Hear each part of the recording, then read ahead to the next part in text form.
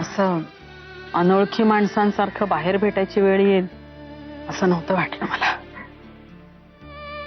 आई मग तुम्ही घरी आला असतात तरी चाललं असतं. नाही ग, सरनाईक साहेबांना नाही आवडत आम्ही आलेलं.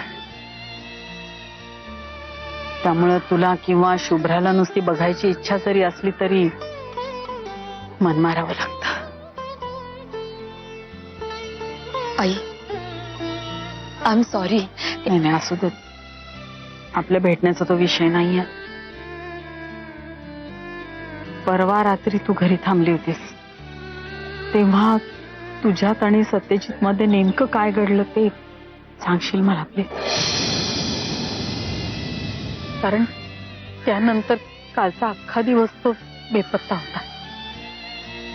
रात्री उशिरा जेव्हा सापडला तेव्हा स्वतःच्या पायावर उभं राहायची शुद्ध नव्हती त्याला. विहंगने जवळपास आपल्या खांद्यावर वाहून आणला. नक्की तुमच्या दोघांमध्ये असं काहीतरी घडलं असणार, त्यामुळे त्याने हा नवीन तळ गाठला. म्हणजे सांगशील का?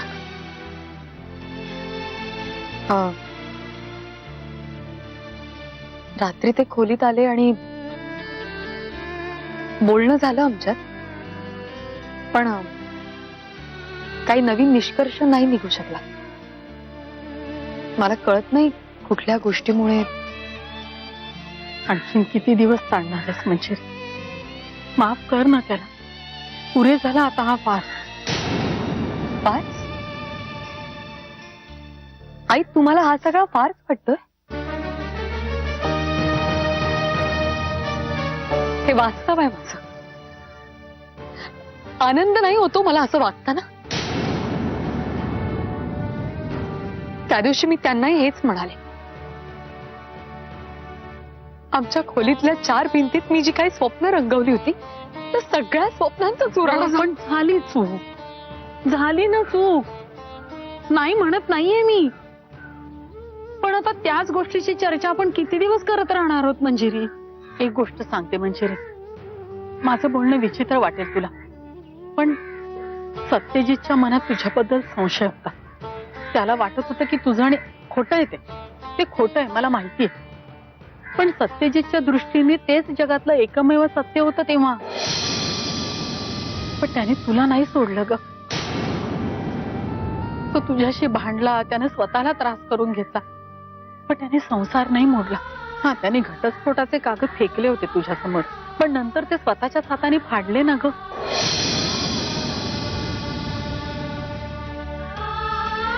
त्याच्या मनातला संशय सुद्धा त्याचं तुझ्यावरचं प्रेम कमी करू शकला नाही. म्हणजे मला मान्य आहे की या लग्नात तुझ्यावर अन्याय झालाय, पण या बाजूनही विचार करून बघ ना. कसं नाही, समर्थन तर आपण एखाद्या खुनाचं सुद्धा देऊ शकतो. आणि बरोबर आहे, तुम्ही म्हणताय ते अगदी बरोबर आहे. यांचा माझ्यावर संशय असताना सुद्धा यांनी सोडलं नाही मला. यांनी काय केलं? माझ्यावरचा राग काढण्यासाठी दुसऱ्या बाईशी संग केला. अगदी माझ्या मुलीच्या जन्माच्या वेळी सुद्धा.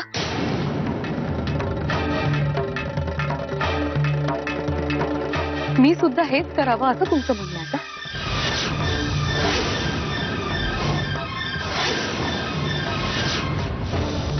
हो, त्यांनी घटस्फोटाचे कागद फाडले होते, पण तेव्हा त्यांना हे कळलं होतं की माझ्या पोटात त्यांचं बाळ आहे. त्यांनी मला सोडलं नाही, पण बाळाला जन्म दिल्यावर बाळ त्यांच्या हवाली करायचं आणि मी कायमचं तोंड काळं करायचं असा आदेश काढला होता त्यांनी. एका आईसाठी ही खूप मोठी शिक्षा आहे असं नाही वाटत तुम्हाला आई? आणि आज जेव्हा मी विचार करते तेव्हा प्रश्न पडतो मला ही शिक्षा सुनावण्याचा हक्क त्यांना कोणी दिला? कसं नाही, या विषयावर तुम्ही माझ्याशी जेवढा वाद घालाय तेवढं माझ्या मनातलं वादळ पुन्हा उफाळून बाहेर येईल. मोठ्या मुश्किलीने ताबा मिळवलाय मी या सगळ्यावर.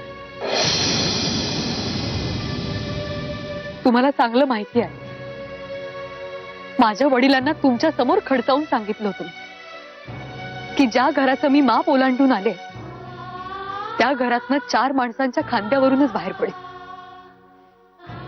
असं असताना त्या दिवशी शुभ्राला घेऊन उंबरठा ओलांडताना मी किती मरण मेली असेल माझं मलाच माहिती. तुम्ही सुद्धा या सगळ्याचा एकदा विचार करा ना. सत्यजित तुमचा मुलगा आहे म्हणून तुम्ही त्याची बाजू मांडणं मी समजू शकते, पण तुम्हाला आई म्हणण्याचा हक्क तुम्हीच दिलाय ना मला. मग माझ्या बाजूने सुद्धा कधीतरी विचार करून बघा. मंजिरी,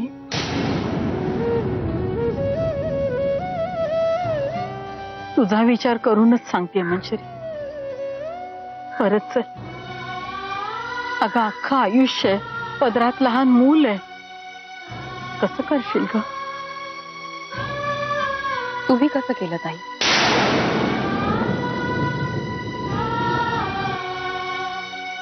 तुला आपल्या घराबद्दल काय वाटतच नाही का ग? सत्य सत्य, खरं खोटं, चूक बरोबर, याही पलीकडे जाऊन काही बंध असतात की नाही? जेव्हा मी हाच प्रश्न विचारत होते ना तेव्हा माझ्या बाजूने कोणीच उभं नव्हतं, एक विहंग भाऊजी सोड. मला तर असाही प्रसंग आठवतोय जेव्हा तुम्ही स्वतः माझ्या हाताला धरून मला बाहेर काढायला निघाला होता. मग मी माझ्या पोटच्या मुलाशी भांडण पत्करून तुझी बाजू घेऊन उभी होते, हाही प्रसंग आठवत असेल तुला? म्हणून तर मी सत्यजितची नातं तोडलंय, फक्त तुमच्याशी नाही. अशा अर्धवट नात्यानं काय अर्थ आहे ग? म्हणजे तू माझ्या सत्यजितची बायको आहेस म्हणून तू माझी सून आहेस, आणि म्हणूनच आई प्लीज, तुमच्या आणि माझ्या नात्याबद्दल मी असा विचार कधीच नाही केला. कदाचित ही पण चूकच असेल माझी. परत मी म्हणजे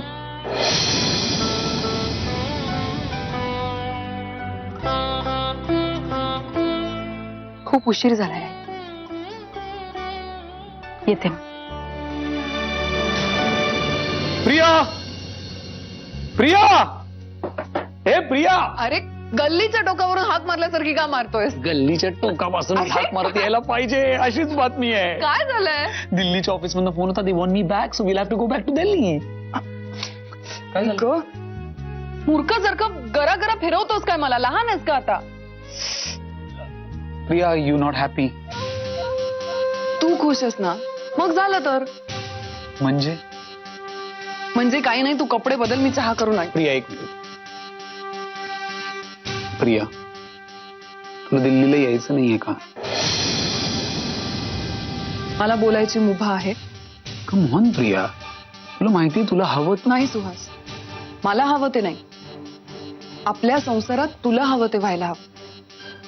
आणि हे मी अजिबात चिडून बोलत नाही, तेच बरोबर आहे, कारण आपला संसार तू चालवतोस ना. या घराला घरपण तुझ्यामुळे. सुहास, ही सगळी पुस्तकातली वाक्य आहेत आणि ती तिथेच बरी वाटतात. प्रिया, मला वाटलं होतं की तुला आवडत असेल दिल्लीला, कारण ते आपल्या दोघांचं जग स्वतंत्र असं, कोणी आपल्यामध्ये ढवळाढवळ करायला नाही, आपण कोणाला आन्सरेबल नाही, त्यामुळे आपल्यात भांडणं होत नाही. अच्छा, म्हणजे म्हणून जायचं आपण दिल्लीला? नाही, म्हणून जायचं असं म्हणत नाहीये मी. सुहास, मला तुझे काही गैरसमज दूर करायचे. आपण जर दिल्लीला राहिलो तर आपल्यात भांडणं होणार नाही, आणि पुण्यात राहिलो तर होतील, असं अजिबात नाहीये.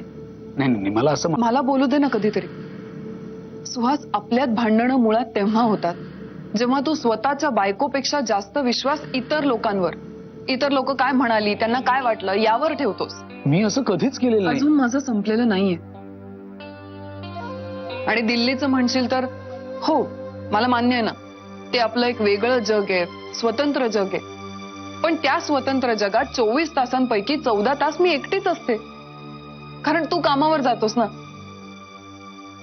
प्रिया, तू कधीच बोलली नाहीस मला यापूर्वी हे. आत्ताही बोलले नसते. तू आत्ता विचारलंस ना म्हणून सांगते. आणि हो, मला तिथे एकटेपणा सहन करावा लागतो म्हणून आपण दिल्लीला जाऊयाच नको असं मला अजिबात म्हणायचं नाही. आपण जाऊया, आणि मगाशी ठरलं तसं आपला संसार तुझ्या मर्जीनेच चालला पाहिजे. कारण तू हे घर चालवतोस, तू पैसे कमवतोस, मी नाही. पण प्रिया तू जर नाखुश असशील तर- त्यांनी काहीच फरक पडत नाही. फक्त पॅकिंग कधी करायचं तेवढं सांग, मी येईन निमूटपणे तुझ्या बरोबर. आपल्यात विषय हा झालेलाच नाही आणि आपण काही बोललेलो नाही असं समज. मी चहा आणते. प्रिया प्रिया सुहास, आपल्या लग्नाची प्रत्येक संध्याकाळ तुला भांडणातच घालवायचे का? दिल्लीला असताना नाही झाली आपली भांडणं. अरे मग जाऊया ना आपण. मी म्हणाले ना उद्याच जाऊया. तू म्हणत असशील ना तर आजच निघूया का? मुद्दा तो नाहीच आहे प्रिया. सुहास प्लीज, आपण हा विषय इथे थांबूया. हे बघ, सगळं तुझ्या मनासारखंच होणार. आपण दिल्लीला जाणार आहोत आणि हे फायनल आहे. भले तिथे आपल्या हक्काचं घर नाही, ओळखीची माणसं नाहीयेत, माझा जीव घेणा एकटेपण आहे, पण तरी सुद्धा आपण जाणार आहोत. खुश? माझी नोकरी आहे प्रिया तिथे. पण तिथे माझं सत्यजित नाहीये ना.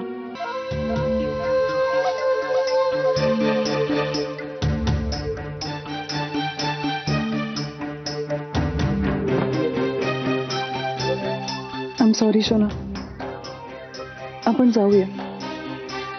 तू जिथे नेशील ना तिथे यायला तयार आहे.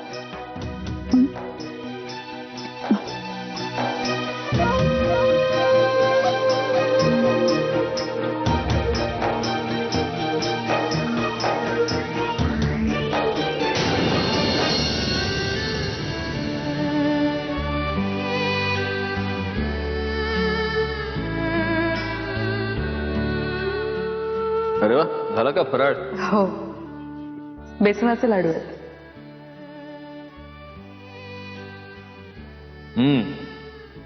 आईच्या हातचा बेसनाचा लाडू बऱ्याच दिवसांनी. वा.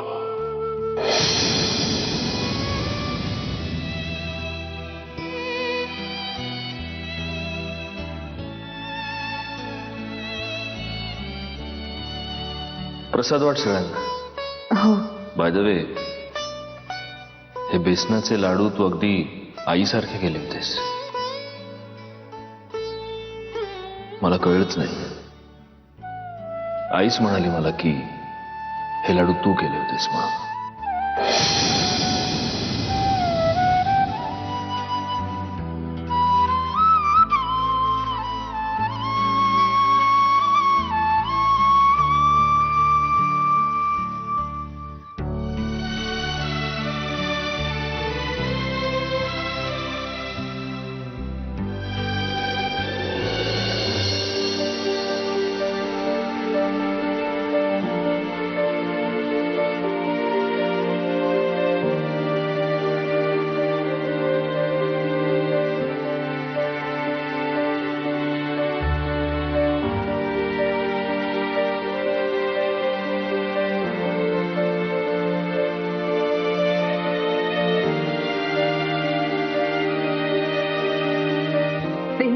अगं, रडून तरी घे पोटभर.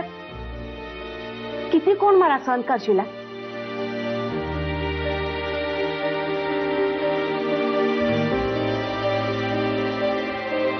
मी आलेच वॉश घेऊन तुमच्या मदतीला. तुझं धनी इथंच असतात ना मग? कोल्हापुरात?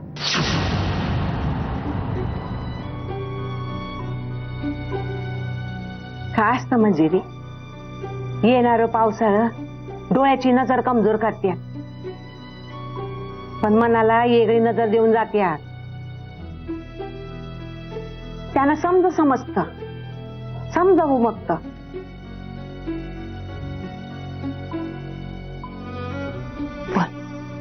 काय बी नसले तुमच्यात. हा,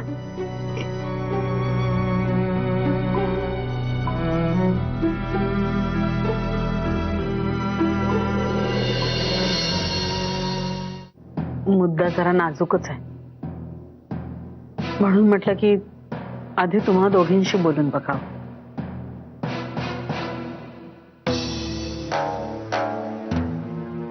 प्रियाची लग्नानंतरची पहिलीच दिवाळी. दिवाळ सणासाठी काय गरज नाही दिवाळ सण साजरा करायची. अहो पण माझं म्हणणं तरी ऐकून घ्या. मला ठाव आहे तुला काय म्हणायचंय ते. प्रियाची लग्नानंतरची ही पहिली दिवाळी आहे ना व?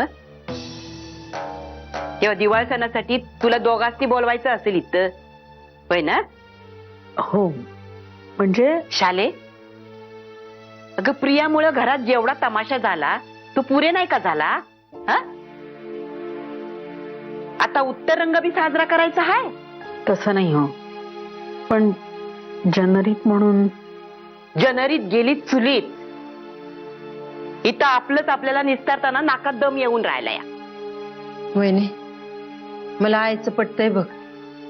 अगं एवढं समज होऊन बी आपण जर प्रियाला इथं बोलवलं आणि तिचा मानपान केला आणि हे जर मंजिरीला कळलं तर तिची खात्रीच पटल. अहो पण मग आपण प्रियाला काय सांगायचं? तिला वाटत असेलच ना की दिवाळ सणामध्ये माहेरच्यांनी आपलं कोडकौतुक करावं म्हणून. शाले, तू एकदा काय ते ठरव, महत्व कशाला द्यायचं ते. म्हणजे सत्याचा संसार आहे की प्रियाचं मन आहे? अर्थातच सासूबाई, सत्यजितचा संसारच महत्वाचा आहे, पण तो जोडणं आता आपल्या हातात नाही राहिलं. मंजिरीने एक नाही निदान अर्ध पाऊल तरी पुढे यायला पाहिजे, पण ती आपला हट्ट सोडायलाच तयार नाही. तुझं काय बोलणं झालंय तिच्या संग? हो, मी भेटले तिला.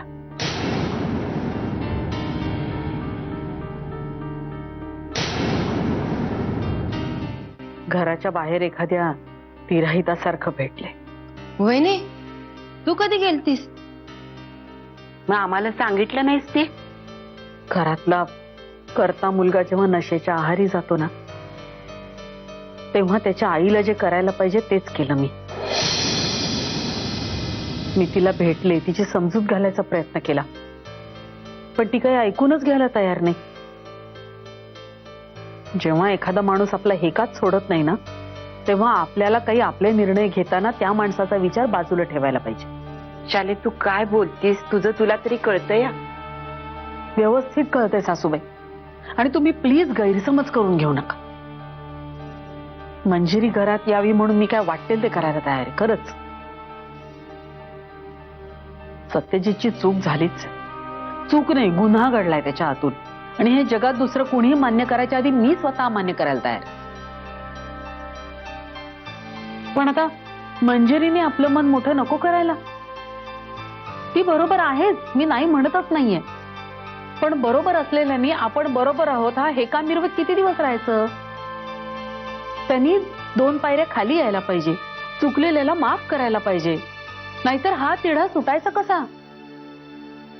हा तिढा बाळगत आपण आयुष्यभर जगणार आहोत का असेच? ही कोंडी फुटायला नको. किती दिवस ती अशी तिच्या वडिलांकडे राहणार आहे? वहिनी, तुझं समज बरोबर आहे, पण प्रियाला इथं बोलवल्याने आणखीन काही. न बोलवण्याने सुहासरावांना जे वेगळे प्रश्न पडतील त्याची उत्तर काय द्यायची ते सांगा मला. शाले, तुझा निर्णय झाला होता, मग आम्हाच ती कशा पाहिजे विचारलंस? अहो, मी निर्णय घेतला नाहीये. एकदम मनात वाटतं की तिला आमंत्रण द्यावं. मी मगाशी फोन उचललाही होता, पण ठेवून दिला तसाच. माझ्याही मनात गोंधळच आहे हो.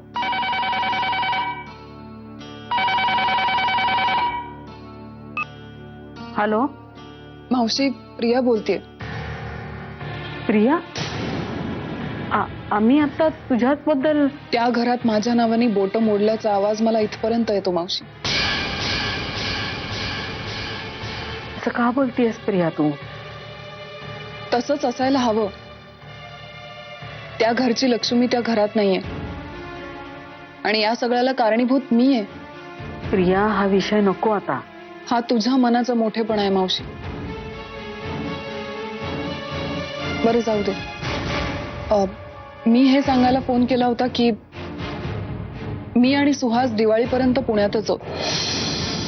असं वाटलं होतं की 1-2 दिवसात दिल्लीला जाऊ, पण तसं काहीच होत नाहीये. म्हणजे आता लग्नानंतरची पहिली दिवाळी पुण्यातच. हो, म्हणजे आता आमचं तेच बोलणं चाललं होतं की दिवाळ सणासाठी सुहासरावांना आणि तुला घरी. नाही, नको मावशी, प्लीज आम्हाला तिथे बोलवू नकोस. मला सत्यजितसाठी आणखीन प्रॉब्लेम्स क्रिएट करायचे नाहीये. तसं नाही, पण प्लीज मावशी, खरंच नको बोलवूस. मंजिरीला कळलं ना तर आगीत तेल ओतल्यासारखं होईल. इच्छा खूप आहे कोड कौतुक करून घ्यायची, पण कारण तुम्ही जर हे आमच्यासाठी केलं नाही तर दुसरं कोणीच करणार नाही. कारण सुहासही अनाथ आणि मीही. असं का बोलतेस प्रिया? खोटं तर बोलत नाहीये ना मावशी? खरं सांगू, मी खूप स्वप्न रंगवली होती. म्हणजे नवीन लग्न झालेली प्रत्येक मुलगी रंगवते, पण नंतर कळतं की त्या स्वप्नांना काही अर्थच नाहीये. त्या दिवशी मी धावत पळत तुझ्या ओढीने घरी आले खरी, पण आजींशी बोलल्यावर मला लक्षात आलं की माझं तिथे येणं त्यांना आवडलं नाहीये आणि माझं माहेर माझ्यासाठी कायमचं तुटलंय.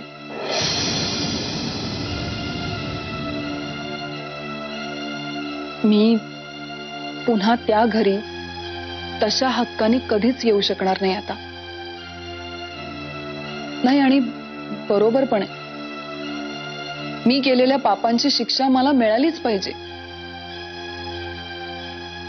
त्यामुळे मावशी प्लीज प्लीज दिवाळ सणासाठी आम्हाला तिकडे बोलवू नकोस. चल मावशी, मी फोन ठेवते. सुहास यायची वेळ झाली, घरात खूप कामं पडले. बाय. आता तर ह्या वर्षीची दिवाळी मावशी तुझ्या घरीच साजरी होणार.